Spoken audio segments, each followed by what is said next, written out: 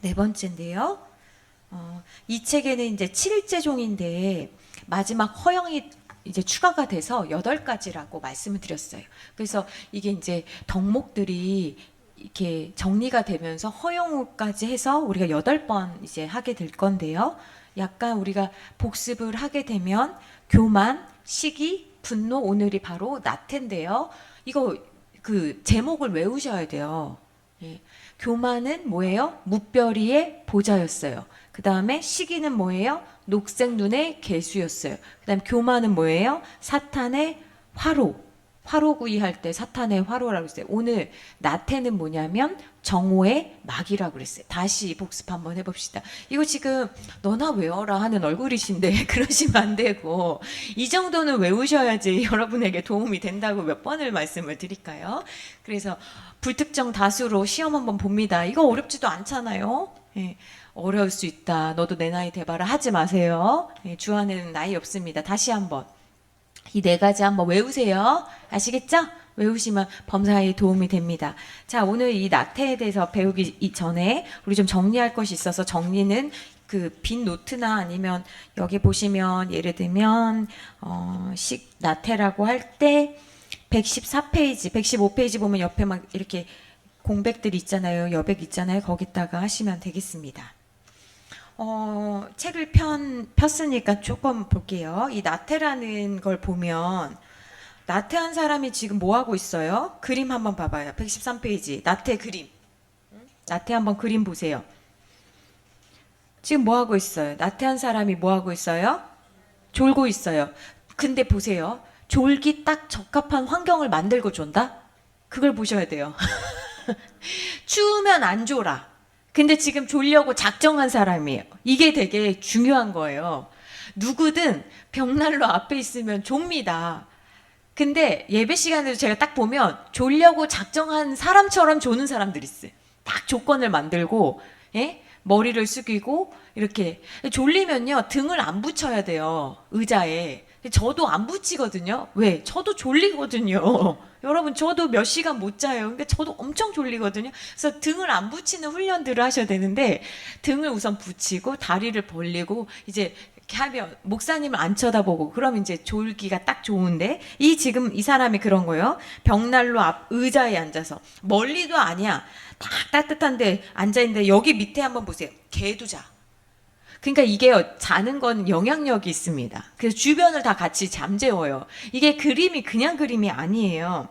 그쵸? 그 다음에 근데요, 그 수녀가 이제 찾아와요. 이 사람이 수도사예요. 찾아와가지고 이제 이야기를 하죠. 기도해야 될 시간이야. 라고 하지만 이 사람은 어때요? 지금 깊은 잠에 빠져 있다. 그래서 성경에서 말하는 잠이라는 것은 죽음을 의미하기도 하거든요. 그래서 성경에서는요, 성도가 죽었다라고 하지 않고 잠들었다 표현을 해요. 예? 근데 이거는 이제 육체적 잠이죠. 성도의 그 마지막에 이제 우리가 죽는다, 육체적 죽음이라고 할 때는 잠든다 이렇게 표현을 하는데, 만약에 영이 죽었다라고 한다면 그도 영이 잠들었다라고 할 수 있어요. 그러니까 영이 잠들었다고 할 때는 어떨 때입니까? 말씀이 안 들리고 잘 때예요. 그러니까 잠이 든다, 졸립다라고 하면 깨어나셔야 돼요. 근데 봐봐요. 지금 그 수녀가 깨워도 못 일어난다. 왜? 깊은 잠에 빠졌기 때문이다. 그럼 여러분의 상태를 한번 봅시다. 자, 오늘날 그 처음에 제가 이 칠제종을 시작할 때 부제를 말씀드렸는데, 그 영어로 한번 말씀드려서, 카운셀러들이, 상담사들이 절대로 말하지 않는 병이라고 했어요. 또 다른 부제를 붙이자면 의사들이 절대로 죄라고 말하지 않는 것들이라고 설명할 수 있을 것 같아요. 그러니까 기독교에서는 오늘날 병이라고 명명한 것들은 오랜 시간 동안 기독교에서는 이미 죄라고 명명했다라는 것을 여러분들이 기억하셔야 돼요. 오늘날 특별히 이 나태와 관련돼서는 어떤 병이 그 밀접한 연관성이 있냐면 우울증이 깊은 연관성이 있습니다. 여러분, 그 심리학에서 모든 질병의 뿌리가 있는데 그 질병의 심리학의 그 뿌리에는 어떤 병이 있다고 학자들이 이야기하냐면, 의사들이 이야기를 하냐면 우울과 불안이라고 이야기를 하거든요. 그러니까 거기서 모든 병이 출발한다라고 이야기를 한단 말이에요. 근데 오늘 나태라는 것은 우울증에 걸리면 나타나는 증상과 굉장히 비슷한 게 있다라는 거예요. 그래서 한번 생각해 보세요. 우울증에 걸리면 어떻게 되냐? 사람들이 나타나는 현상이 있는데 가만히 앉아서 TV를 틀어놓은 것도 아니야. TV를 틀어놨다고 한들 벽을 멍하게 쳐다본다. 멍 때리는 것이 일상이다. 그리고 실패에 대한 걱정을 막기 위해서 어떤 무가치한 것에 스스로를 몰두시키는 거예요. 그러니까 내가 정신 쓰고 싶은 것이 있는데, 해야 되는 것이 있는데, 머리 써야, 생각해야 되는 것이 있는데 그 생각을 하기가 싫으니까 어떻게 합니까? 게임을 하거나 쇼핑을 하거나 틱톡을 하거나 뭐 인스타를 하거나 엉뚱한 것에 스스로를 몰두할 때 우리는 우울증에 걸린 건 아닌가라는 생각을 한다라는 거예요. 그리고 TV를 보고 있는데 아무 채널이나 돌려보면서 하는 것 없이 그냥 TV 앞에 앉아 있는 거. 그리고 무언가 하라고, 먹고 싶다고 뭐 자녀들이 아니면 배우자가 이야기를 하거나 어디 가자 그러면 나는 안 간다고 하거나 못 한다는 말을 자주 하는 거. 이런 증상들이 이제 우울증의 하나의 현상들이라는 거예요. 그렇게 본다면 여러분의 집에도 이런 분들이 있을 거예요. 또 여러분이 아는 분들도 이런 분들이 있을 거예요. 그러니까 시대적인 조류가 이렇게 바쁘게 살아가는 현대사회에 어울리지 않는 이런 우울증과 같은 증상들이 있는데, 이걸 단순히 병원에 가서 치료할 수 있는가라고 할 때 병원의 도움을 받아야 되는 부분들이 있습니다. 그럼에도 불구하고 병원에 가면은 우리가 이 우울증을 병명으로 이제 코드를 하거든요. 코드를 했을 때 우리는 어떤 생각을 하게 되냐면, 누누이 말씀을 드리지만 죄라는 사실에 주의를 덜 기울이게 만든다라는 거예요. 병에 걸렸다고 하면 이걸 병이라고 생각하지 이걸 죄라고 생각하지 않는다는 거예요. 그러니까 약 먹어야 되겠다는 생각은 하는데 하나님 앞에 나와서 고침 받아야겠다라는 생각은 못 하는 거예요. 그래서 우리 많은 성도들이 무기력하게 살아가는 분들이 너무나 많은 거예요. 여러분들 예수님의 이름이라는, 요즘 우리 소비 쿠폰 주셔가지고 너무 신나게 사용하고 계시는데, 예수님이라는 이름의 카드를 여러분들에게 드린 거예요. 그럼 여러분들이 그 카드를 소유만 하고 있으면 안 되고 어떻게 하셔야 돼요? 긁으셔야 되잖아요. 예수라는 이름의 카드를 사용하셔야지 능력이 되는 거지. 15만 원 줬어, 뭐 얼마 줬어, 좋다 하면 기한이 있다라는 거예요. 그 기한 내에 못 쓰면은 사라지는 것처럼 예수님의 이름이라는 권세를 주시면 그 권세를 사용하면 사용할수록 행복하잖아요. 그것을 여러분들이 배우셔야 되는데, 병원에 가서 당신은 아파요, 당신은 지금 약해요, 이 이야기를 들으면 우리는 안정감을 누린다는 거예요. 그래서 병원에서 그런 말을 듣거나, 우울증이 무슨 유행처럼 모든 사람들 가운데 많이 있으니까 어때요? 공황장애 걸렸다 하더라도 나도 공황장이다, 너도 공황장애냐, 너도 아프냐. 그러니까 우리가 의지를 사용하고 어떤 선한 결정을 내리고 스스로 내가 바람직하지 않은 행동을 바꾸려고 하는 노력을 필사적으로 하지 않는다는 거예요. 여러분 성도들은 하나님께서 우리 가운데 참새가 팔리는 것조차도 하나님의 뜻이라고 하셨는데, 성도에게 질병이 있다고 한다면 그것은 하나님께서 주신 이성적인 사고를 가지고 의학적인 도움도 받아야 되지만, 근본적인 부분은 우리가 모든 일에 있어서 하나님께 여짜오고가 돼야지 이 근본적인 문제가 해결될 수 있다라는 것을 여러분들이 기억하셔야 돼요. 그래서 고대로부터 성도들이 오늘날 우울증이라고 부르는 것을 죄로 여기도록 배웠다는 것은, 여러분 오늘 우리에게 굉장히 충격적이어야 된다는 거예요. 난 우울증이야, 난 그래서 아무것도 못해, 거기에 숨으면 안 된다는 이야기인 거예요. 그러니까 이 나태라는 것은 질병이기도 하지만 동시에 죄라는 것을 여러분들이 기억하셔야 돼요. 그러므로 주님이 듣고 계시는데 나는 할 수 없어, 나는 하기 싫어, 나는 못해라는 말을 중단하고, 내게 힘을 주시는 그리스도 안에서 나는 아프지만 할 수 있습니다라고 여러분들이 고백하시면서 전진하고 나아가야지, 쟁취하시지 누가 땅을 차지해가지고 여러분들에게 드리지 않는다는 거예요. 아시겠죠? 그래서 우리가 첫 번째 좀 정리해야 되는 것은 무엇이냐면, 나태라는 것은 화면 좀 부탁드립니다. 나태라는 것은 제일 먼저 여러분들이 기억하셔야 되는 개념은 게으름이라는 거예요. 나태는 게으름입니다.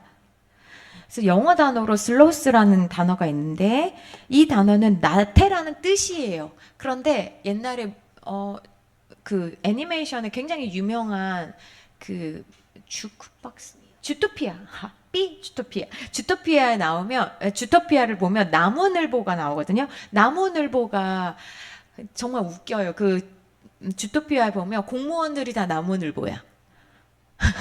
캐릭터가. 그러니까 그 공무원에게 일 처리를 하려고 하는 사람들은 토끼에다가 굉장히 빠른 동물들이거든요. 근데 나무늘보가 뭐냐면요, 뭘 하나 하는데도요, 이 나무늘보가 특징이 있는데, 왜 나태라는 단어에 나무늘보라는 동물의 이름이 붙었는지를 이해하셔야 되는데, 나무늘보는요 최소한만 움직여. 최소한만. 이 나무늘보는 낮에는 거꾸로 매달려서 자고 있어. 그러니까 여러분, 낮에 주무시지 마요. 옷 자꾸 왜 자요? 옛날에 어른들이 그러셨어요. 옛날 목사님들이 뭐라 그랬냐면, 곧 이제 영원히 잘 거니까 그만 자라, 그런 말씀 하셨거든요. 요즘은 목사님들이 그런 말씀 안 하셔서 그런지 집에 있으면 졸립니다, 여러분. 교회 오셔서 주무시든지, 예배 시간 말고 교회 오셔요. 이 나무늘보가 그렇다는 거예요. 낮에 거꾸로 매달려서 할 일이 없어, 자기 생각할 때. 그러니까 종일 자. 그리고 언제 움직여? 밤에 움직여요. 이게 참 신기하지 않습니까? 현대인들의 특징이에요. 현대인들이 뭐 합니까? 밤에 움직여. 그래서 새벽 예배가 참 어렵잖아요, 요즘 분들에게. 왜요? 낮에는 자거나 낮에는 뭘 하고 밤에부터 뭘 먹고 밤에 뭘 하니까요.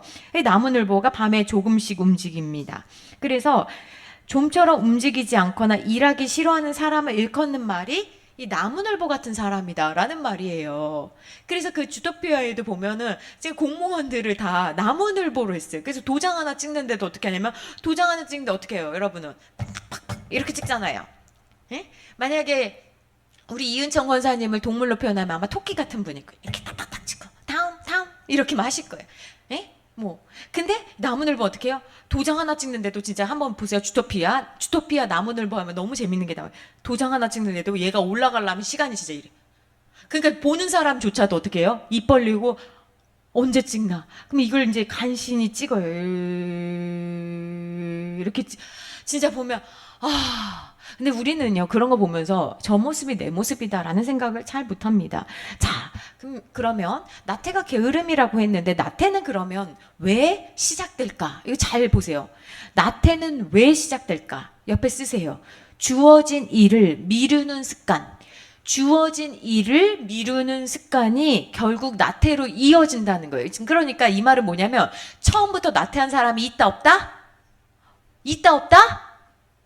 왜 말씀을 못 하십니까? 없다라는 거예요. 그런데 처음에는 나태한 사람이 없어요. 하나님 그렇게 창조하지 않으셨어요. 근데 어떤 마음이? 내일 하지 뭐. 주어진 일을 미루는 습관이 결국 어떻게 돼요? 나태한 사람을 만든다는 거예요. 그러므로 여러분의 집을 한번 보세요. 집은 정직합니다. 여러분의 냉장고를 한번 열어보세요. 정리하겠다라는 거가 지금 정리가 되고 있는지 한번 보세요. 여러분의 화장실 한번 보세요. 여러분의 옷장을 한번 보세요.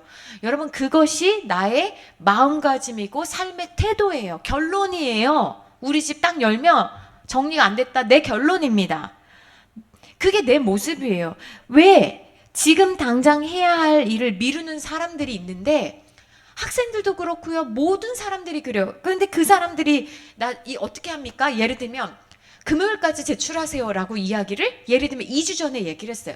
그럼 어떤 사람들은 2주 남았다. 그러면 2주 남았으니까 어떻게 준비를 해서 내가 목요일날 제출을 해야지.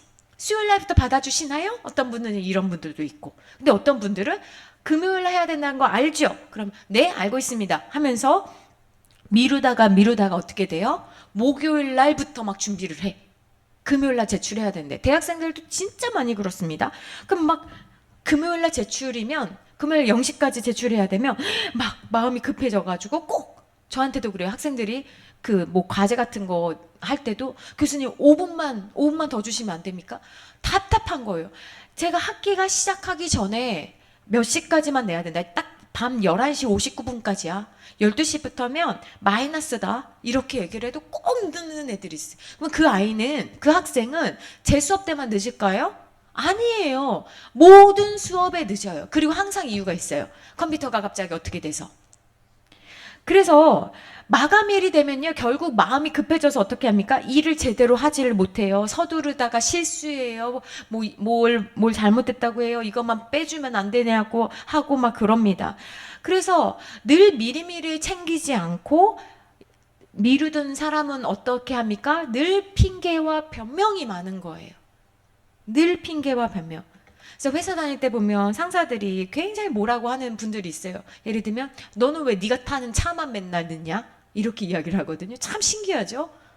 그럼 생각을 해봐야 돼요. 아, 내가 진짜 타는 차만 왜 늦지? 왜 이렇게 안 오지? 내가 만약에 진짜 30분에 한 대 가는 차, 제가 옛날에 남양주에서 강남에 회사를 다녔거든요. 5년 이상을. 그냥 여러분 한번 생각해 보세요. 남양주에서 지금은 전철이라도 있고 막 하는데 진짜 강남 한번 회사를 다니려면요 엄청 오래 걸려요. 늦잖아요. 맨날 달리겠어요. 저는 정말 그게 너무 노이로제가 걸릴 정도로 막 그렇게 살았는데, 근데요 이렇게 멀리 있는 사람들은 거의 안 늦어요. 제가 아는 상사들은 그 대치 도곡역에서 이렇게 걸어오면 회사가 있으니까 이런 사람들이 늦어. 57분에 도착하고 59분에 딱 이제 상사가 보고 있는데, 그러니까 이게 삶의 자세라는 거예요. 여러분 한번 보세요. 예배 시간에 늦는 사람들은요 항상 늦어. 그럼 그 사람은 예배 시간에만 늦을까? 그렇지 않아요. 그래서 여러분이 한번 생각해 보세요. 잠언 23장, 22장 13절에는 이런 말씀이 있습니다. 한번 같이 합독해서 읽어봅시다. 앞에 보면서 시작. 게으른 자는 말하기를 사자가 밖에 있은즉 내가 나가면 거리에서 찢기겠다 하느니라. 무슨 말이야 이게. 게으른 사람들은요 상상한다는 거예요. 이 게으른이라는 말의 이 원어적인 의미가 뭐냐면 한가하게 기대다, 빈둥거리다. 그래서 이 빈둥거리는 사람은 하는 일 없이 빈둥거리다가 무슨 생각을 하냐면 머릿속에 온갖 극단적이고 부정적이고 공포스러운 상상을 한다는 거예요. 어떤 사람이 택시 운전을 하는데 뭐라고 하냐면 아침에는 뜨내기 손님들이 너무 많아서 운전하기가 어렵고, 예? 뜨내기 손님은 뭐냐면 예를 들면 인덕원까지, 여기서 만약 택시 운행을 하면 인덕원까지 가면은 거의 기본 요금이잖아요. 이게 뜨내기 손님이 많으니까 일할 필요가 없고, 저녁에는 술 취한 사람들이 너무 많아서 운전하기가 그렇고, 오후에는 너무 더워서 손님이 없고. 무슨 말인지 아시겠어요? 게으른 사람은 늘 말할 때 사자가 밖에 있다라는 거예요. 안 되는 이유를 이야기한다라는 거예요. 그래서 내가 나가면 어떻게 된다는 거예요? 거리에서 찢긴다는 거예요. 그러니까 온갖 부정적인 생각을 하면서 그래서 난 안 나간다라고 이야기를 하는데, 여러분 어떻습니까? 이게 바로 핑계고 변명이고 자기 합리화라는 걸 알아야 되는 거예요. 그러면 집안에 이런 사람이 있다라고 생각해 보세요. 그럼 어떻습니까? 배우자는 속이 터지는 거예요. 그러니까 먹을 거라도 구하려고 밖을 나가는 거죠. 그럼 그 사람은 사자한테 찢겨서 죽습니까? 아니거든요. 근데 집안에 꼭 이런 게으른 사람들이 있다. 또 게으른 사람의 두 번째 특징은 뭐냐면 말이 많습니다. 말이. 그래서 디모데전서 5장 13절 같이 읽겠습니다. 시작.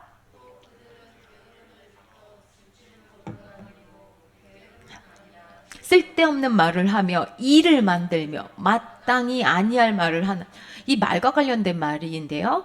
여러분 교회 리더는요 이게 말을 다스릴 줄 아는 사람이어야 돼요. 근데 특별히 어떤 사람이 이렇게 돌아다니고 말합니까? 게으른 사람이.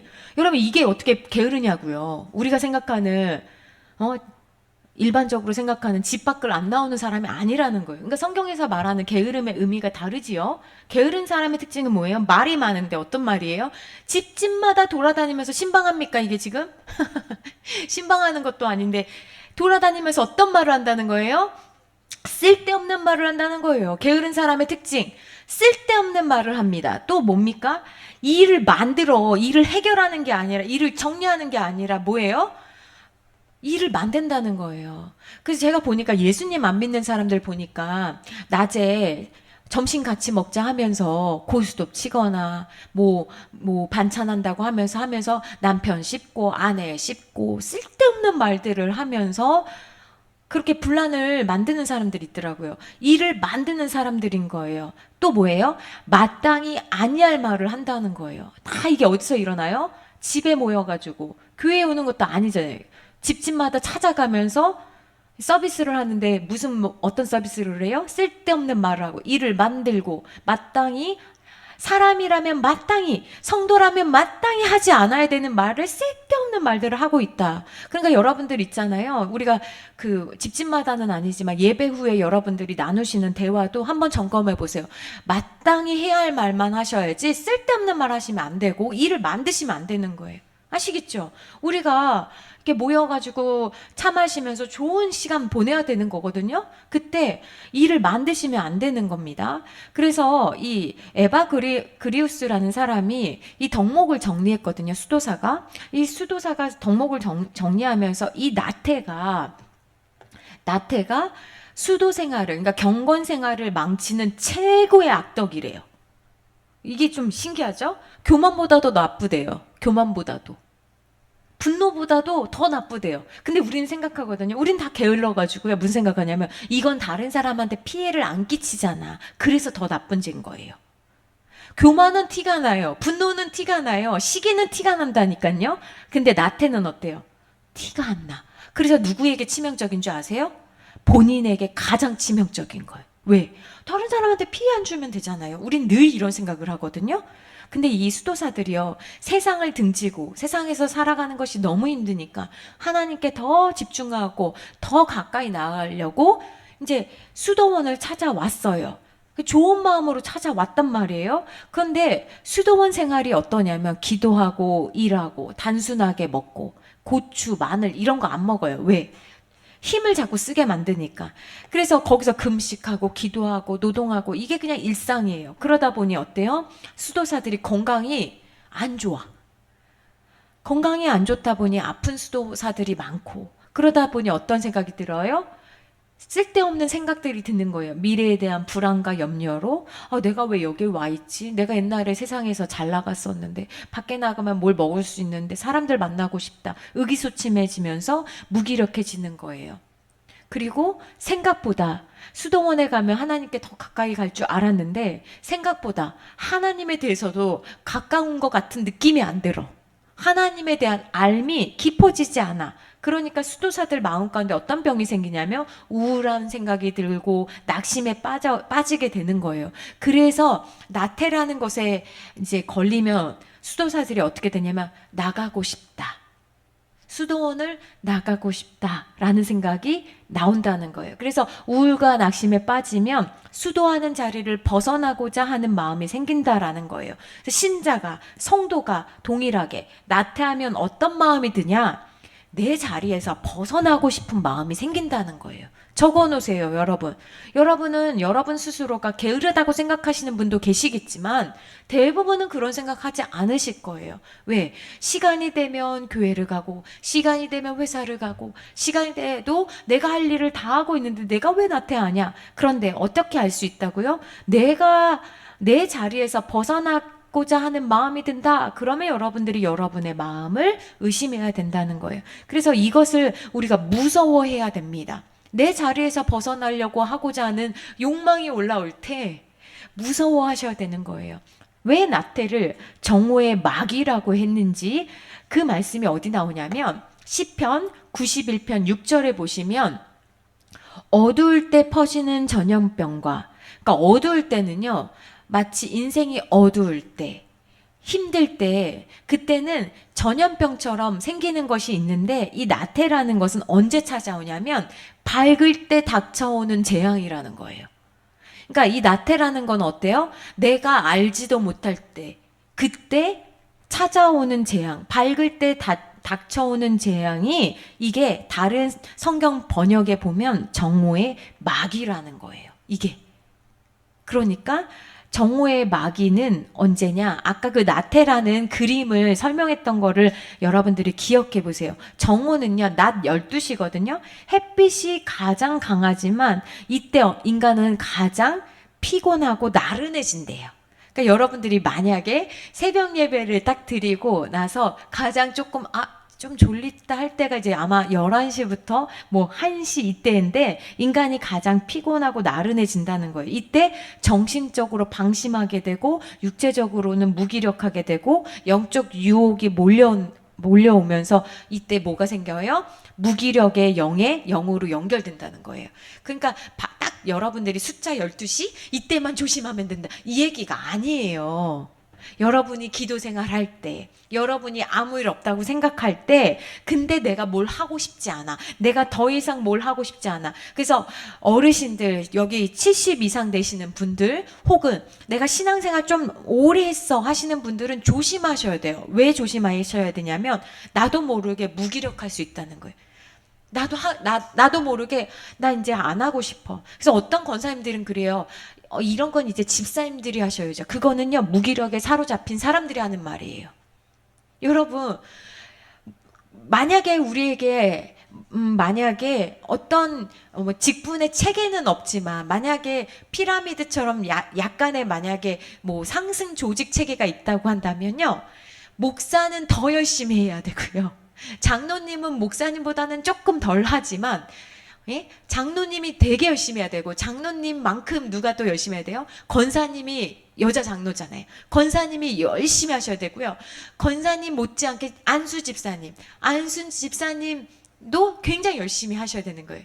그리고 서리 집사님 1년마다 그 다시 임명받는 집사님들. 그러니까 만약에 그런 순서는 없지만 더 열심히 하셔야 되는데, 우리는 마치 잘못된 체계가 뭐예요? 목사가 성도를 다스리고 시키기만 하고, 장로가 성도에게 막 그렇게 명령만 하고, 권사님이 집사님들에게 명령만 하고, 이건 잘못된 거라는 거예요. 그러면 내 상태가 어떻다라는 거예요? 무기력한 상태이구나. 내가 아무것도 하기 싫고 기도도 지겹고, 내가 이렇게 신앙생활에서 나한테 뭐가 유익한 거야? 기도 하나 안 하나 결국 하나님 뜻대로 되는 거 아니에요? 라고 말하면서 기도를 안 한다라는 거예요. 여러분, 모든 것엔 하나님의 뜻이 있습니다. 그럼에도 불구하고 하나님은 우리가 기도로 하나님의 뜻에 동참하기를 원하세요. 모든 것은 결국 하나님의 뜻 가운데 갑니다. 그러나 구원을 이루어라, 만들어 가라 라고 말씀하셨지, 너 가만히 누워있으면 돼, 입 벌리고만 있어, 그러면 내가 위에서 자두를 떨어뜨려 줄게, 앵두를 떨어뜨려 줄게, 그런 일은 없다라는 거예요.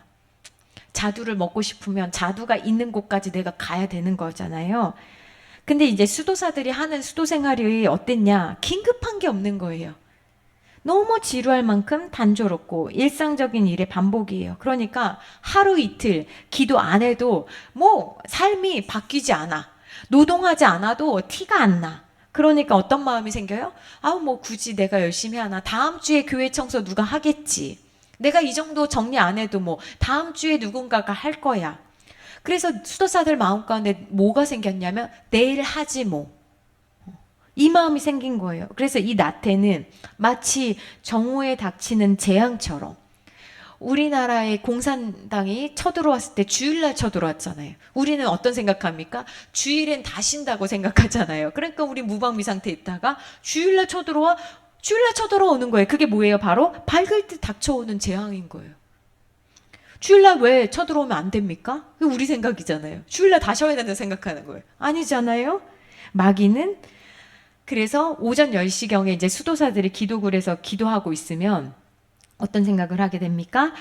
해가 계속 떠 있을 거야. 지금 기도 안 해도 이따 기도하면 되잖아. 오후 2시에 노동하고 기도해. 마치 그 백화점에 창문이 없잖아요. 왜 없습니까? 또 뭐가 없습니까? 시계가 없잖아요. 이게 마케팅 전략이거든요. 밖에 무슨 일이 일어나는지를 모르게 만들고 그 내부에 집중하게 만드는 거예요. 마귀가 우리의 눈을 가리고 우리의 마음에 집중하게 만드는 거예요. 그러면서 어떻게 합니까? 네가 지금 기도할 때가 아니야. 네가 아프잖아. 네가 힘들잖아. 지금 다른 수도사들은 뭐 하고 있는지를 알아? 찾아가 봐. 이러면서 우리가 마땅히 있어야 될 기도의 자리, 우리가 마땅히 있어야 할 그 노동의 자리에서 떠나게 하려고 한다라는 거예요. 그러므로 여러분, 오늘 우리의 자리가 따분하고 좀 힘이 들고 지루하더라도 인내하고 우리의 일 우리가 책임을 다해야 되는 거예요. 그러면 여러분 제가 한번 질문 드려볼게요.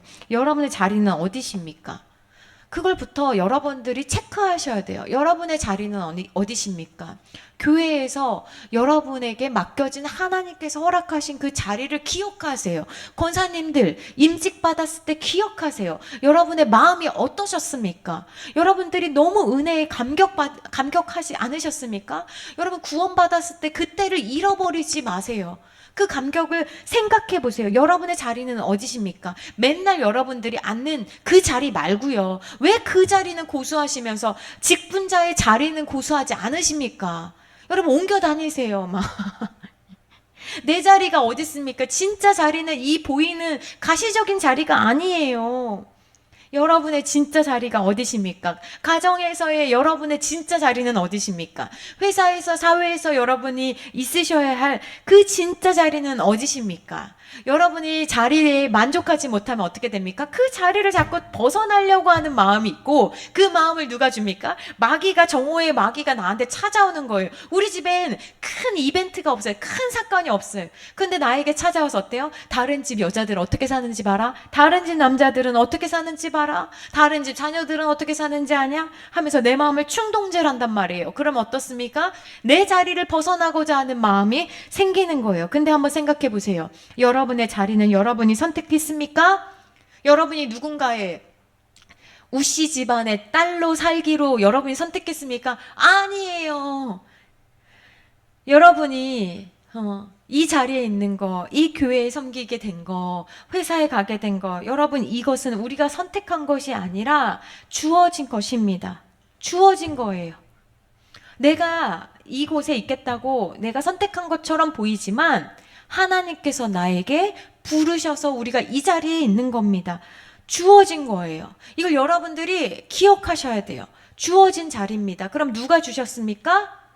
하나님이 저와 여러분에게 주신 거예요. 제가 다시 한번 질문해 볼게요. 어떤 사람이 A라는 회사에 다닙니다. 이 A라는 회사에 내가 원서를 쓰고 입사했으니까 내가 선택해서 들어간 것처럼 보일 수 있습니다. 하지만 더 깊이 생각해 보면 그 회사를 알게 된 것도, 그리고 그 타이밍에 문이 열린 것도, 또 나의 조건이 맞춰진 것도 모두 내 힘만으로 된 것은 아니에요. 수많은 변수 속에서 길이 열린 것이고 마음이 움직인 것이고 결과가 주어진 것입니다. 그러니까 우연이 아니라 하나님의 인도하심이에요. 그런데 들어갈 때는 깨달았는데 들어가서 회사 생활하다 보니까 쟤도 자기가 선택해서 한 것 같고 예수님 안 믿는 쟤도 들어왔고 얘도 들어왔고 하니까 나도 무슨 생각합니까? 인도하심이 아니라, 감사가 아니라 내가 잘나서 된 것 같은데 다른 애들처럼, 이런 생각을 하는 거예요. 하나님의 인도하심이라는 걸 잊습니다. 여러분, 이스라엘이 멸망하게 된 건 무엇입니까? 하나님이 베푸신 은혜를 잊게 되니까 경고망동하게 행동하면서 하나님과 겨루게 되는 거예요. 여러분, 은혜는 누가 계속 하나님께서 은혜를 부어주십니까? 주신 은혜를 기억하고 감사하고 할 때 하나님께서 그 사람에게 또 은혜를 주시고, 왜요? 기억하니까, 감사하니까. 감사하다는 사람은요, 막을 수가 없는 거예요. 예쁜 거예요, 하나님께서. 그러니까 감사하다니까 또 주고 또 주고. 하나님이 불평한 사람 왜 못 줍니까? 불평하니까 뭘 줘도 만족시킬 수가 없는 거예요. 가정도 마찬가지입니다. 이 사람과 결혼하기로 선택한 건 나지만 사실은 내 계획만으로는 여기까지 올 수 없었던 거예요. 내가 원하던 모습과는 다른 결혼 생활일지라도, 그래서 때론 지치고 외롭고 힘들고 벅차고 그렇지만 지금 배우자와 함께 살아가는 이 시간도 하나님의 손안에 있는 시간입니다. 그래서 인생에서 내가 선택하진 않았지만 가장 결정적인 영향력을 끼친 것은 하나님이 우리를 적합하게 배치해 놓으신 것을 여러분들이 믿으셔야 돼요. 내가 이 자리에 있는 건 하나님의 적절한 배치인 거예요. 내가 실패해서 이 자리에 있는 게 아니라는 거예요. 여러분들이 그걸 믿으셔야지 그 다음 스텝으로 나아갈 수가 있는 거예요. 회사든 가정이든 지금 내가 있는 자리가 내가 계획한 인생의 결과가 아니라고 할지라도 하나님께서 나를 위한 최선으로 허락하신 자리임을 우리가 믿고 고백할 때, 불편하고 피하고 싶고 자격지심이 올라오고 불공평한 것 같고 그런 마음이 생길지라도 나에게 허락하신 이 자리에서 묵묵히 신실하게 살아가는 것이 믿음이고 순종이고 이것이 삶의 예배인 거예요. 교회 안에 직분도 그렇습니다. 어떤 분들은 제가 이걸 맡을 자격이 있을까요? 저보다 잘하는 분들이 너무 많은데요. 여러분, 겉으로 보기에는 겸손처럼 보이지만 사실은 어떤 겁니까? 책임을 회피하려는 마음이 숨어 있을 때가 많습니다. 하지만 우리가 기억해야 할 진리가 있어요. 교회 안에 있는 자리도 하나님의 부르심으로 주어진다는 사실입니다. 장로, 권사, 집사, 교사, 찬양대, 안내봉사자, 목회자, 모든 직분과 역할은 사람이 볼 때는 높고 낮은 것처럼 보일 수 있지만 높고 낮음의 자리가 아니라 하나님께서 나에게 부르신 자리라는 것을 우리가 믿을 때 하나님께서 부르셔서 내가 이 자리에 있는 것이다 라는 것을 여러분들이 아실 때 그 다음에 어떻게 되냐, 누가 시켜서 억지로 그냥 등 떠밀어서 진짜 앉아 있는 것이 아니라 하나님께서 나를 불러서 이 자리에 앉히셨구나 라는 것을 여러분들이 믿으신다면 내가 이 자리에서 어떻게 살아가느냐, 이 문제는 내가 이 자리에서 내가 해야 할 일이 뭐지?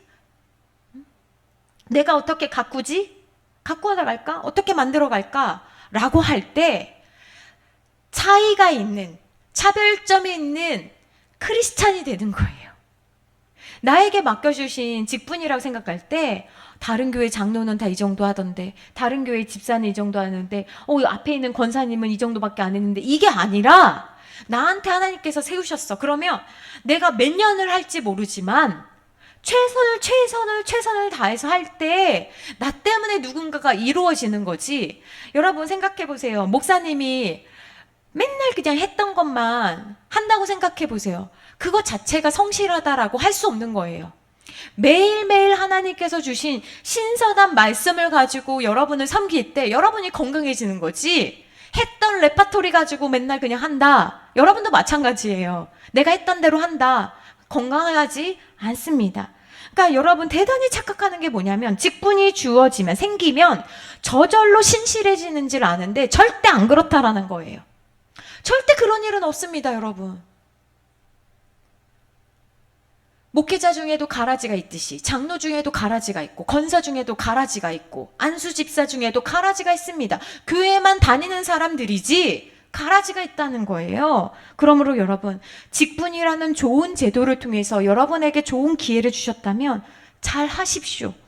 잘 가꾸십시오. 잘 만드십시오. 저는 진짜 안타까운 사람들이 있는데, 사람들 눈 속이면서 신앙생활하는 사람들이 너무나 많습니다. 제가 아는 목회자 중에도요, 자기가 큰 교회 있으니까, 큰 교회 있으면 진짜 크거든요. 잘 티가 안 나요. 이 사람이 목회자인지도 모르는 사람들이 많대요. 그래서 지난번에 어떤 교회 가니까 그러더라고요. 배지가 없으면 그 사람이 목회자인지도 몰랐대요. 홈페이지 사진이랑 뭐 좀 다르잖아요, 우리가. 너무 많으니까. 배지 보고 알았다는 분들이 많아요. 근데 그러다 보니까 어떤 분들은요, 자기 예배 담당 순서만 예배 드리고요, 예를 들면 대예배 안 드리는 목회자들도 있어요.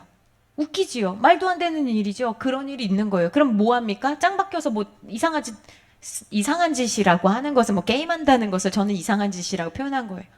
그래서 잡히는 사람, 걸리는 사람도 있는 거예요. 여러분, 말도 안 되죠.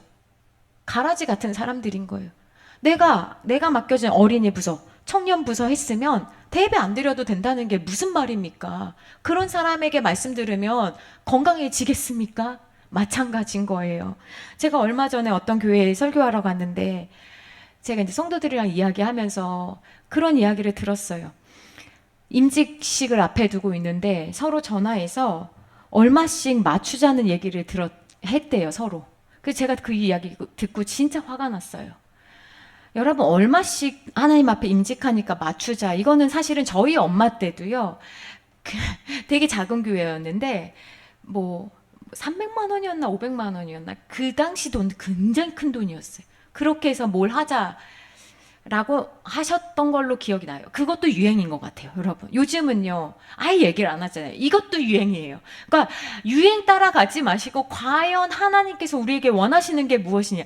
그때 하도 500만 원, 300만 원, 1000만 원 막 하니까 그런 말들이 있었잖아요. 뭐 장로 되려면 1000만 원 여러분 진짜 우리가 그래서 지금 망한 거예요. 권사 되려면 500만 원, 300만 원. 저희 엄마도 그렇게 했어요. 그 믿음으로 한 거냐? 믿음도 있었겠지요. 근데 눈치로 한 거예요. 그러므로 헌금을 하나님께 한 것이 아니라 서로 쪽팔리지 않을 정도로 얼마씩 한 겁니다. 여러분 과연 그것을 하나님 어떻게 생각하실까요? 왜 우리는 믿음으로 못할까요? 왜 여러분들은 공개하면 많이 하고 공개하지 않으면 적게 하십니까? 여러분, 저와 여러분, 혹은 여러분이 아닐 수도 있습니다. 그냥 불특정 다수에게 말씀드립니다. 형평성으로 하는 거 믿음으로 하는 거 아닙니다. 사람에게 맞춰서 하는 거지 하나님에게 하는 거 아닙니다. 하나님에게 하는 것은요, 내 형편에, 내 믿음에, 내 수준으로 하는 것입니다. 근데 우리는 너 얼마 할 거야? 하면서 하는 경우가 너무나 많아요. 예. 그러면서 그걸 어떻게 헌신, 헌금이라고 할 수 있겠습니까? 그건 현금입니다. 그건 기부금입니다. 평생에 한 번 하나님 앞에 드리는데 목사로서 안수 받는 거 평생의 장로 한 번 하는 겁니다. 평생의 안수 집사 한 번 되는 겁니다. 평생의 권사 한 번 되는 거예요. 근데 그거 아깝다? 에? 다시 한번 생각해 보세요. 다시 한번 생각해 보세요. 그 정도도 하나님 앞에 못한다. 그릇이 안 되는 겁니다. 여러분, 별별 시험이 다 있습니다. 내가 하나님 앞에 몸도 드리지 못하면서, 시간도 드리지 못하면서, 헌금도 드리지 못하면서 도대체 무슨 복을 받기를 원하십니까? 사람이 양심이 있어야죠. 헌신도 하지 않으면서, 하나님을 기쁘시게 해드리지도 않으면서, 하나님과 상관없이 살아가면서, 사람들 눈만 무서워하면서 어떻게 하나님께서 주실 복을 기대할 수 있겠습니까? 세상 사람처럼 살아가면서. 그럼 세상 사람들처럼 그렇게 열심히 사냐? 그렇지도 않으면서. 세상 사람들처럼 정말 능력 있게 살아가냐? 그렇지도 않으면서. 도대체 어떻게 하나님께 복을 달라고 하실 수 있겠습니까?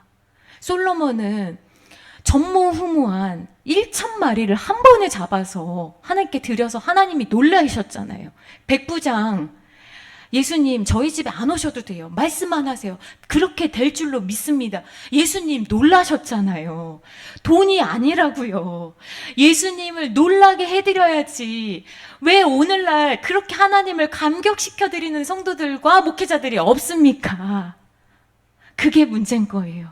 하나님을 감격시켜드리지 못하니 우리의 삶이 그렇고 그런 사람들보다도 못하게 사는 거죠. 왜? 공부도 못해, 실력도 없어, 부지런하지도 않아, 열심히지도 않아. 그러면서 대충 하면서 하나님 도와달라고 하면서 이것도 아니고 저것도 아니면서 그렇게 살아가니 무늬만 크리스찬인 사람들이 얼마나 많습니까? 여러분, 기도하면 하나님이 도와주십니다. 기도하면 하나님께서 은혜 주십니다. 살 길을 열어주세요. 잘 된다고요. 11조 진짜 정직하게 하면 늘어나요. 늘어난다고요. 근데 정직하게 하지 않으면서 왜 복을 달라고 하십니까? 하나님이 시험해 보라고 하시잖아요. 근데 하나님을 왜 엉뚱한 걸로 시험하십니까? 멋대로 살아가면서 왜 하나님을 시험하십니까? 여러분, 다른 믿음이어야 하나님 앞에 특별한 성도 되는 겁니다. 바르게 하나님을 믿으십시오. 시험이 우리에게 없을 수 없습니다. 그러나 시험이 올 때라도 자리를 절대로 벗어나지 마십시오. 내가 자리를 벗어나면 우선요, 다른 사람이 내 자리에 앉습니다, 여러분.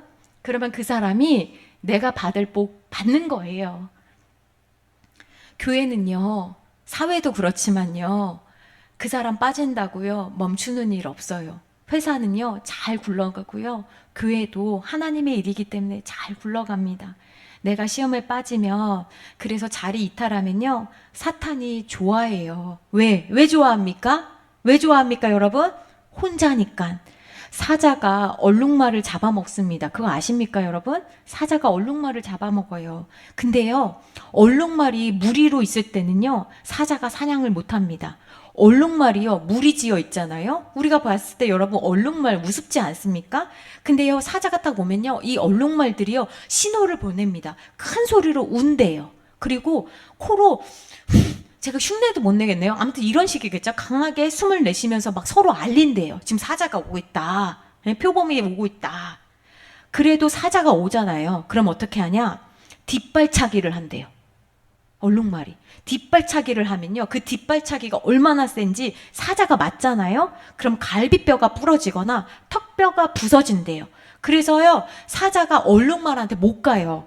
근데 사자가 배가 고프잖아요. 그럼 어떻게 합니까? 조용히 보고 있다가, 딱 보고 있다가 어떤 게 약한지, 어떤 게 어린지, 어떤 게 부상당했는지를 딱 보고 있다가 힘들어서, 지쳐서, 약해서, 어려서, 부상당해서, 시험 들어서 혼자 딱 떨어지잖아요. 그러면 그 어떻게 합니까? 사자가 그때 잡아먹는 거예요. 그러므로 여러분, 왜 마귀를 우는 사자같이라고 표현하셨는지를 기억하셔야 되는 거예요. 그러니까 여러분, 어떤 어려움이 있어도 나는 절대로 교회 떠나지 않을 거야. 여러분들이 결심하셔야 돼요. 울면서라도 여러분의 자리를 지켜야 돼요. 그래야지 시험을 이길 수 있는 겁니다. 옆에 공동체, 옆에 지체에 나보다 좀 못 배운 것 같아, 나보다 가난한 것 같아, 나보다 좀 기도 못하는 것 같아, 우습게 여기지 마세요. 이들이 나를 지켜주는 거예요. 이들이 나를, 내가 정신 못 차리고 막 힘들고 그러면 무리 가운데 앉히고 이들이 나를 둘러싸여서 나를 지켜주는 거예요. 위험하다고, 지금 기도해야 될 때라고 코로 이게 무슨 힘이나 됩니까? 이러면서 알려주는 거예요. 그럴 때 하나님이 나한테 들려주시는 소리로 깨닫고 기도하셔야 되는 거예요. 여러분, 직분의 격에 맞는 태도와 신앙의 양을 채우십시오. 그래야 여러분이 복이 되는 거예요. 직분을 복으로 만드는 여러분이 되시기를 축원합니다. 직분을, 여러분의 자리를 복으로 만드는 여러분들이 되셔야 되는 거예요. 직분은 여러분에게 시험거리가 아니에요. 직분은 여러분에게 짐이 아니에요. 복이라고요. 반주하니까 제일 좋은 자리에서 앉아서 명당, 가장 좋은 자리에 앉아서 말씀 듣잖아요. 반주자들은 졸지 않아요. 반주자들은 인도자의 눈빛 하나, 코 하나 다 보거든요. 제일 은혜 받는 자리가 저 자리예요. 근데 저 자리를 만약에 짐으로 여긴다면 저 자리에 앉히신 하나님의 뜻을 모르는 거죠. 예를 들어 그렇다는 거예요. 앞자리 앉히신 이유는, 성가대 찬양대 앉히신 이유는 졸라고 앉히신 게 아니에요. 가장 좋은 자리에서 말씀 보라고. 근데 몰라. 그러니까 직분이 복이 아니야. 그럼 어떻게 해야 돼요? 안 앉아야지. 찬양대 하라는 건 노래 실력, 우리 교회 아시잖아요. 우리 교회 노래 실력 좋은 사람 없어요. 한두 명이에요, 한두 명. 그렇잖아요. 근데 왜 세웠어요? 노래 실력이 아니잖아요. 착각하는 거예요. 착각하는 거예요. 실력으로 하는 거 아니에요. 잠언 12장 27절 말씀에 같이 읽어봅시다. 시작.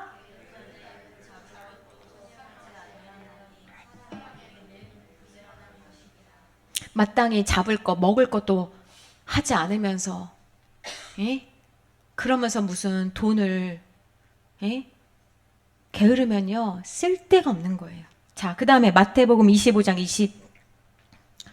26절 시작. 그 주인이 대답하여 이르되 악하고 게으른 종아, 나는 심지 않은 데서 거두고 해치지 않은 데서 모으는 줄로 내가 알았느냐. 이거 누구한테 얘기하는 거예요? 한 달란트 받은 종한테 얘기하잖아요. 근데 여러분 앞에 보세요. 게으른 건 악한 거예요. 아시겠습니까? 게으른 건 악한 거예요. 자기 자리를 지키지 않는 거 악한 겁니다. 죄예요. 그냥 단순히 게으름이 아니라고요. 교회 와서도 악한 사람들이 있는 거예요. 자기 자리를 지키지 않았어요? 악한 겁니다. 로마서 12장 11절 말씀 뭐 하십니까? 같이 읽읍시다. 시작. 부지런하여 게으르지 말고 열심을 품고 주를 섬기라고요. 누구를 섬기라고요? 주님을 섬기라고요. 여러분들이 누구를 섬기는 겁니까? 주님을 섬기는 겁니다. 여러분 헌금하시면 목회자 섬기는 겁니까? 아니에요. 주님을 섬기는 겁니다. 우리도 헌금하잖아요. 예? 어린애들이 제가 그랬잖아요. 은호가 옛날에 저희 처음 왔을 때 형 아빠는 부자야? 교회 거 다 가져가는 줄 알고 아니잖아요. 부지런하여 게으르지 말고 열심을 품고 누구를 섬기는 거예요? 주님을 섬기십시오. 이 게으르다라는 것은 마땅히 해야 할 일을 회피할 때 게으르다고 하는 거예요. 내가 해야 될 것들을 가치 있는 일에 참여하기를 주저할 때 이게 게으르다는 거예요. 게으르다는 것은 할 수 있는데 하지 않는 거 게으르다라는 거예요. 마땅히 해야 할 일을 회피하는 거, 사람에게는 그래 그럴 수 있지라는 이야기 듣는데 그걸로 여러분 안위를 삼지 마십시오. 그거 연습되면 여러분의 영적 생활에 도움될 거 하나도 없습니다. 게으른 사람 치고 하나님 쓰시는 사람 못 봤습니다. 한 명도 못 봤습니다. 게으른 사람은 회사에서도 안 씁니다. 두 번째, 그런데요, 또 기억하셔야 되는 게 뭐냐면 게으름은 뭐예요? 나태는 게으름이 아니다라는 거예요. 이게 신기하죠? 우리는 나태가 게으른 줄만 알거든요. 근데 피퍼라는 사람이 뭐라고 말했냐면 나태의 전형적인 증상 중에 하나가 뭐냐면 분주함이래요. 분주함이 나태의 증상이래요. 그래서 제가 두 번째를 가져온 거예요. 무분별하게 너무 바쁜 사람들 많아요. 여러분 전화해보세요. 10명 중에 8명은 다 바쁘다고 하지. 집에 있어도 바빠요. 실제로도 바쁘고요. 그럼 왜 그래요? 끊임없이 움직입니다. 할 일은 많고 바쁘고 시간은 없어요. 그런데요, 이 바쁜 사람은 속는 거예요. 왜 속는지 알아요? 왜 사는지, 왜 바쁜지를 묻지 않고 그냥 바쁜 거예요. 여러분 아시다시피 제가 하는 일이 많았잖아요. 지금도 많지만 제 주변 동력자들이 많이 얘기했어요. 어떻게 그 많은 일을 하세요? 할 수 있어요. 시간을 효율적으로 쓰고 내가 무엇을 해야 되는지만 정렬이 되면 할 수 있어요. 나태는요, 자기 삶을 바쁨으로 감추려는 도피예요. 바쁘다는 사람 치고 글 못 써요. 바쁘다는 사람 치고 설교 못 해요. 바쁘다는 사람 치고 자기가 해야 될 일 맨날 못 해요. 다 같이 사역하는데 왜 너는 맨날 바쁘니? 제가 그렇게 이야기를 하거든요. 왜 너는 맨날 숙제를 못 하니? 게으른 자는 스스로 아무것도 하지 않지만 나태한 자는 온갖 일을 하면서도 가장 중요한 것을 외면합니다. 잘 기억하세요, 여러분.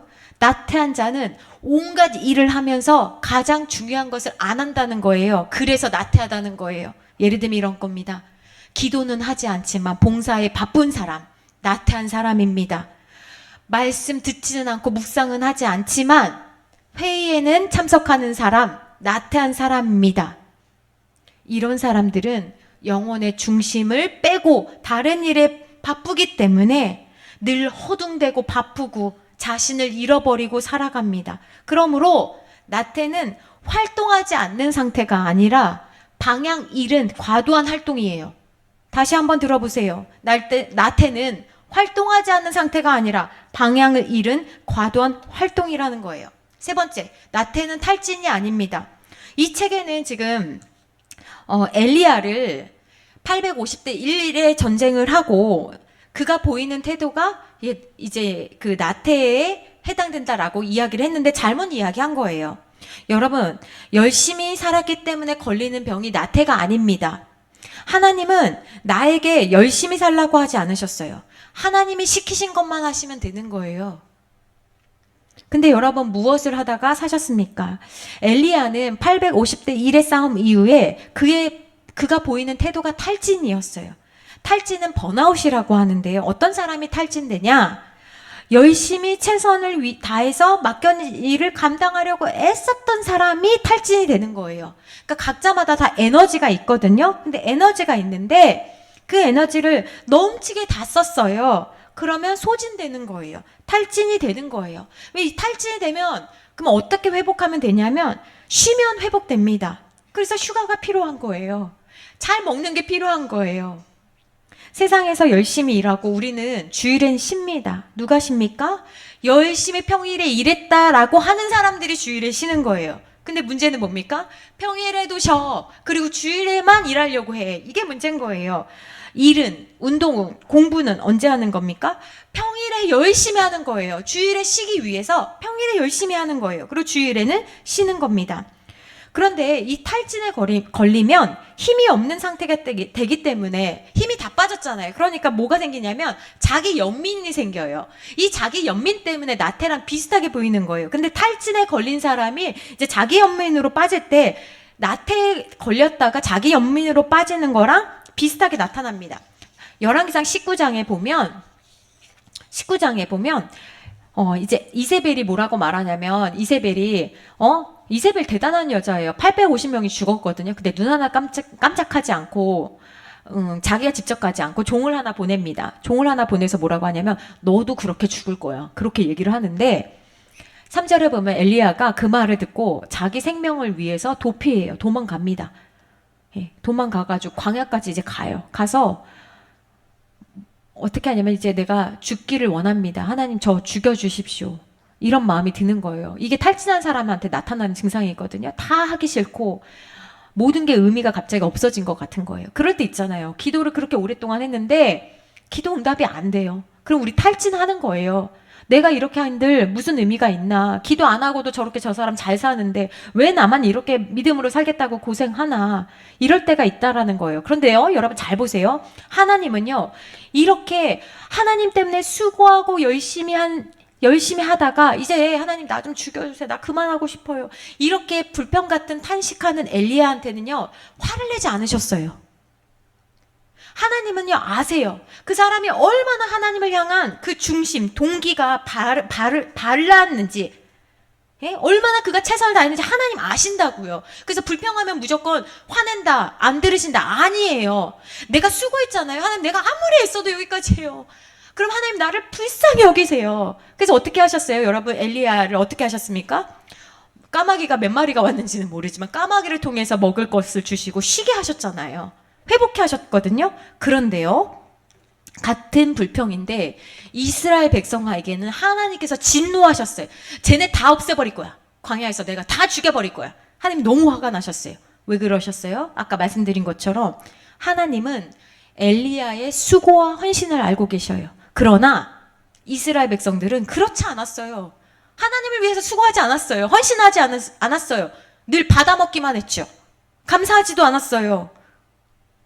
엘리야는 하나님을 대신해서 우상 숭배하는 그들과 싸웠어요. 헌신했어요. 순종했어요. 하나님은 그 값을 모른다 하지 않으세요. 반면 이스라엘 백성들은 늘 하나님 앞에 하는 게 뭐예요? 먹고 살기 힘들어요. 하나님 일하십니까? 하나님 일 안 하시잖아요. 하나님 좋으시겠다. 하나님 저 고기 없어요. 뭐 먹고 싶다고요.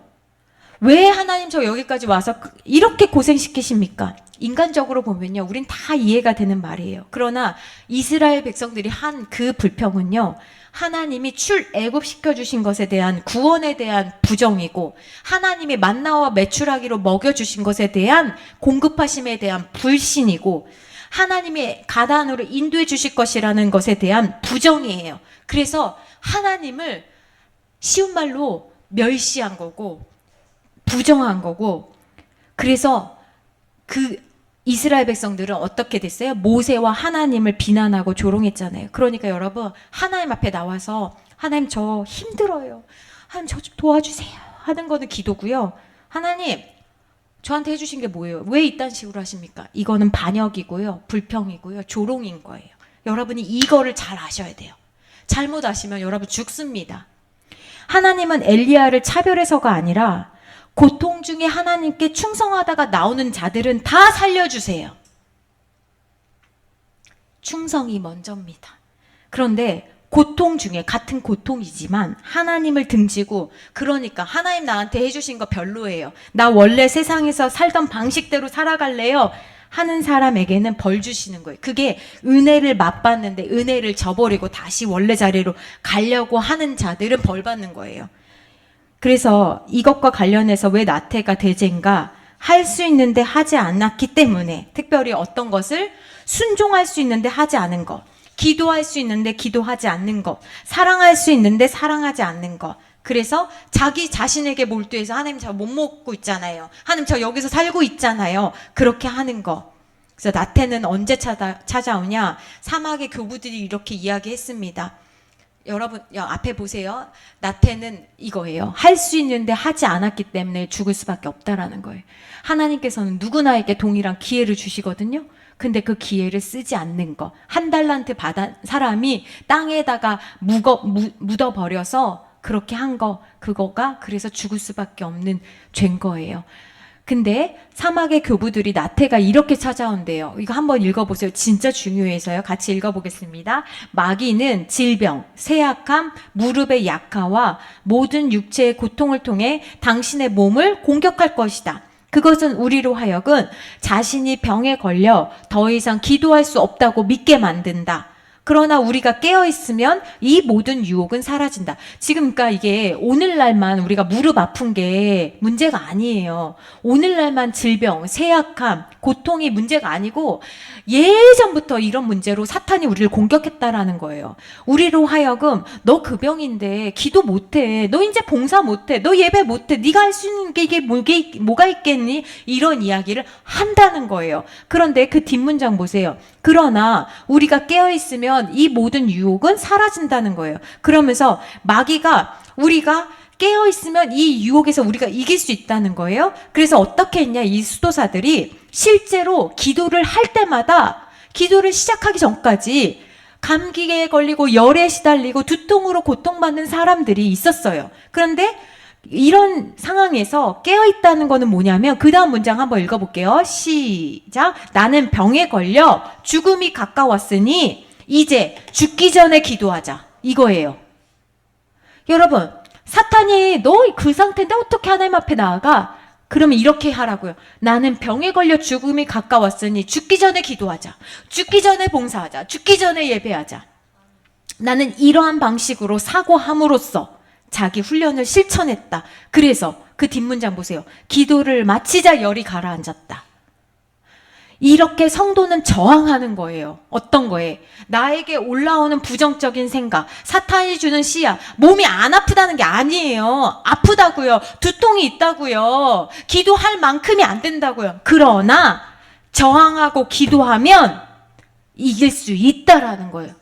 옛날부터 지금까지 많은 하나님의 사람들이요, 아파도, 무릎이 아파도, 돈이 없어도 없으니까 나오고 아프니까 나왔다고요. 근데 오늘날은 어떻습니까? 아프니까 안 나와. 돈이 없으니까 안 나와. 환경이 안 되니까 안 나와. 그래서 제가 말씀드리잖아요. 환경이 안 되니까 맨날 안 나온다 그러면 맨날 그 환경이어야 된다고요. 그거를 저항하라고. 누구에게? 나 스스로 저항하라고요. 어거스틴이 그랬어요. 어거스틴이요, 성적으로 굉장히 문란했던 사람이거든요. 근데요, 문란했던 사람도요, 기도할 때 그게 다 사라지는 게 아니에요. 그러니까 가끔씩 성적 욕구가 막 올라오는 거예요, 수도원에서. 그래서 이렇게 기도했대요. 하나님, 이 육신의 정욕으로부터 저를 지킨다는 게 너무 힘듭니다. 하나님, 제 이런 마음을 좀 끊게 해주세요. 이렇게 얼마나 바람직하게 기도했어요. 근데 마음 한편에서 이런 마음이 또 올라왔대요. 하지만 하나님, 지금은 아닙니다. 왜 그래요? 우리가 이런 거예요. 학생들이 늘 이렇게 기도합니다. 제가 졸업만 하면 그때 열심히 봉사하겠습니다. 결혼하고 싶은 사람들이 이렇게 얘기합니다. 결혼만 하면 그때부터 제가요, 진짜 회사에 들어가고 싶은 사람들이 이렇게 말합니다. 목사님, 제가 회사만 들어가면요, 집사인 사람들이 이렇게 얘기합니다. 제가 지금은 제가 권사만 되면요, 제가 진짜 장로만 시켜주시면, 이런 일은 장로님이 하셔야죠. 이런 이야기 맨날 하거든요. 이런 일은 권사님이 하셔야죠. 어떤 분들 이럽니다. 제가 지금은 돈이 없었어요. 제가 돈을 벌면요, 제가 지금 몸이 안 좋은데 몸이 좋아지면 그때, 여러분, 악의는 없을지라도 이런 말들은 다 허풍입니다. 허풍. 앞으로 기도 잘하겠습니다. 앞으로 예배 잘하겠습니다. 라는 말로 자기와 다른 사람을 속이거나 위로하지 말아야 하는 거예요. 하나님은 지금만 우리에게 주셨습니다. 오늘은 어거스틴이 얘기한 것처럼 오늘은 성적으로 즐기고 내일부터 하나님, 이게 없다라는 거예요. 지금 할 마음이 없고 조금 상황이 나아지면 하겠다는 말이 내일부터 하겠습니다. 그때부터 하겠습니다. 근데 우리는 압니다. 단테가 그런 말 했다고 책에 나와 있잖아요. 미루는 삶을 사는 사람은 죽을 때까지도 회개하는 일을 미룬다는 거예요. 너무 무섭지 않습니까? 지금 여러분이 회개하지 않으시면 여러분은 회개할 기회를 잃어버리실 거예요. 왜? 너 건강할 때 내가 회개할 기회 줬잖아. 너 시간 많을 때 내가 나를 찾아올 기회 줬잖아. 너 이제 의식이 없고 너 이제 내가 무슨 생각하는지도 모르는 그때 나를 찾겠다고? 우리에게 좋은 시간 주셨습니다. 그러므로 여러분, 이 문제가 교부들에게만 있었던 문제가 아니라 오늘 우리에게도 동일하게 일어나는 문제라는 것을 우리가 알아차린다면 여러분, 하나님께 나아가기를 방해하는 마음이 들 때마다 여러분은 저항하셔야 됩니다. 그게 승리하는 방법인 거예요. 병이 나아지면 그런 일은 없습니다. 돈이 많이 생기면 그런 일은 없습니다. 생길 수도 있겠습니다만 졸업만 하면 졸업하지요. 회사에만 들어가면 그 다음은요. 어쩔 수 없는 것은 없습니다. 하나님께 이해받을 상황은 없습니다. 다만 우리는 이겨야 할 뿐입니다. 이길 수 있습니다. 마지막입니다. 나태는요, 관심 없음의 태도입니다. 카시안이라는 사람이 이런 말을 했습니다. 나태는 아케디아라고 불렀는데 그건 뭐냐? 관심 없다는 거예요. 누구에게? 하나님에게 관심 없어요. 하나님의 교회가 무슨 일을 하든 관심 없는 성도들이 너무나 많습니다. 교회가 그런 일을 했어? 제가 지난주에 어떤 권사님들, 다른 교회 권사님들 만났는데 그 권사님은요, 주보를 외워요. 왜 이렇게 외우냐? 제가 그랬어요. 교회가 무슨 일을 하는지, 어디로 가는지 알아야죠. 야, 얼마나 부러운지. 얼마나 부러운지. 여러분 중에도 외우시는 분들이 있을 거라고 저는 믿습니다. 관심이 없어. 오늘날 많은 성도들이 관심이 없어. 왜? 그거는 일처럼 그건 목사님이 받는 거지. 사례 받으니까 목사님이 해야지. 그럼 저는 물어보고 싶습니다. 내가 줄 테니 네가 해라. 나는 다른 거 할 테니. 사명으로 하는 거잖아요. 같이 하는 거잖아요. 다른 사람에게 직접적으로 잘못하는 게 아닌 것 같아서 티가 안 나지만 다른 사람에게 관심 없음. 그래서 나태의 반대말이 뭐냐면 근면이에요. 근면이라는 말이 어원이 뭔지 아세요? 근면은요, 사랑하다라는 뜻이에요. 그러니까 누가 근면하냐? 사랑하는 사람이 근면하다는 거예요. 회사를 사랑하는 사람이 근면합니다. 교회를 사랑하는 사람이 근면하다는 거예요. 배우자를 사랑하는 사람이 근면합니다. 자녀를 사랑하는 사람이 근면하다는 거예요. 그러면 나태는 뭡니까? 사랑하지 않음이라는 거예요. 새로운 접근이죠. 왜 교회를 안 나옵니까? 사랑하지 않으니까. 너무 무섭지 않습니까? 왜 회사를 대충 다닙니까? 사랑하지 않으니까. 왜 학교를 대충 다닙니까? 사랑하지 않으니까. 왜 배우자에게 무관심합니까? 사랑하지 않으니까. 근면하지 않은 거예요. 그래서 나태한 사람이 있으면요, 공동체가 힘듭니다, 여러분. 사회심리학에서 링겔만 효과라는 게 있어요. 링겔만 효과. 링겔 아니고 그냥 링겔만이라는 사람의 이름을 붙인 거예요. 이게 뭐냐면, 만약에요, 자, 우리 교회 이사 갑니다. 자, 같이 하나씩만 들으시면 금방 합니다. 라고 생각해요. 혼자 하면은 12시간 일할걸? 같이 하면 한 3시간이면 되겠다. 근데 실제로 3시간이 안 걸리고 5시간 걸려. 왜냐면 어떤 사람이 늘 앉아 있어. 가벼운 것만 들어. 예를 들면 줄다리기를 해요. 그럼 우린 생각합니다. 힘을 내세요. 합심해서 하나 둘 하면서 하면 이길 것 같아. 근데 실제로는 못 이겨. 왜? 다 같이 하니까 강한 힘을 나타낼 수 있을 것이라고 생각하는데 실제로는 어떤 사람들은 집단에 숨어서 자기 능력껏 최선을 다하지 않는다는 거예요. 이게 링겔만 효과라는 거예요. 그러니까 다들 최선을 다하는 줄 알았는데 누군가는 그 집단에 숨어서 나태를 부리기 때문에, 다른 말로 누군가는 무임승차를 계속하니까 다른 사람이 어떻게 해야 돼요? 계속 세금을 내야 되는 거예요. 더 많은 사람, 그 사람 목까지 내는 거예요. 여러분 한번 생각해 보세요. 여러분은 어떤 일에 책임감을 적게 느끼십니까? 같이 뭔가 해야 하는데 늘 이유를 대고 빠지는 사람이 있습니까? 혹시 그런 사람이 여러분은 아니십니까? 그런 사람이 있다면 그는 공동체에 대한 의무를 하지 않는 거예요. 헌금은 같이 하는 거예요. 하지 않는다? 우리 멤버가 아닌 거예요. 그래서 재직해야 할 때 1년 이상도 하지만 기본적으로 집사라는 직분을 맡으려면 헌금 생활이 기본인 거예요. 이 헌금 생활은 하나님께 하는 것이고 우리 공동체의 유지를 위하여서 내가 마음을 쓰고 있습니다라는 의무인 거예요. 헌금은 하지 않는데 발언권은 얻겠다. 그런 건 없습니다. 같이 하는 거예요. 왜 나태가 공동체와 개인의 삶을 죽음으로 이끕니까? 헌신을 기본으로 하는 교회에 대한 헌신을 약화시키기 때문에 그래요. 왜 소그룹 예배 때 빠지면요 다른 사람에게 낙심되는지 아십니까? 남아있는 사람을 바보로 만들기 때문에 그런 거예요. 그게 나태한 사람이 주는 영향력인 거예요. 나를 바보 만든다고요. 일찍 온 사람이 내가 괜히 일찍 왔다, 내가 괜히 봉사했다 라는 마음을 주기 때문에 그래요. 교회는 헌신하는 곳입니다. 하나님이 가장 큰 헌신을 우리에게 하셨거든요. 그래서 하나님을 믿는 우리가 헌신하는 거예요. 헌신은 뭡니까? 하기 싫은 거 하는 게 헌신이에요. 세상에 밥하고 청소하는 거, 예배 드리는 거, 말씀 준비하는 거 하고 싶은 사람이 어디 있습니까? 여러분은 혹시 목사님이 말씀 준비하는 거 좋아서 하는 것 같아 보이세요? 손 들어 봅시다 한번. 여러분들이 저분은 은사인가 봐. 한번 생각해 봅시다. 목사님은 은사다 이게 절대 그렇지 않습니다. 여러분 대표기도 한 번만 하셔도 일주일이 거룩해지시고 힘드시죠? A4 한 장도. 목사님 은사 아니에요. 새벽 예배 요즘은 5무, 무가 없을 무 해서 이런 교회가 유행이래요. 한번 들어보세요. 새벽 예배 없는 것, 모양으로 십자가 없는 것, 성경 공부 없는 것, 직분 없는 것, 헌금 얘기 안 하는 것.